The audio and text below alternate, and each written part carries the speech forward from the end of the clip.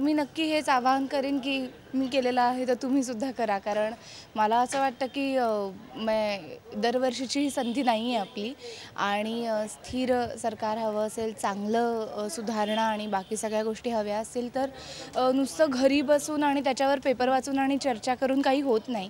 तुम्हाला खरंच घरातून बाहेर निघावं लागतं आणि जेव्हा मतदान करण्याची वेळ येते तेव्हा ते करायला लागतं. बाकी सगळ्या गोष्टी एक दिवस तुम्ही निश्चित बाजूला ठेवू शकता. मग कुठलंही महत्त्वाचं काम आणि शूटिंग्स म्हणजे आम्ही शूटिंग्स कॅन्सल केली जातात आणि तुमचा हक्क आहे आणि प्लीज घरातून बाहेर पडा आणि मतदान करा आणि कुठल्याही आमिषाला बळी न पडता जरा काही गोष्टी वाचून नेट हल्ली आपल्या क्लिक अवे असतं. नेटवरती हजारो गोष्टी उपलब्ध असतात आणि दुसरी सगळ्यात महत्त्वाची गोष्ट म्हणजे आपण गेली 5 वर्ष किंवा 15 वर्ष 20 वर्ष जे आहे डोळे उघडे ठेवून बऱ्याच गोष्टी घडामोडी बघत असतो.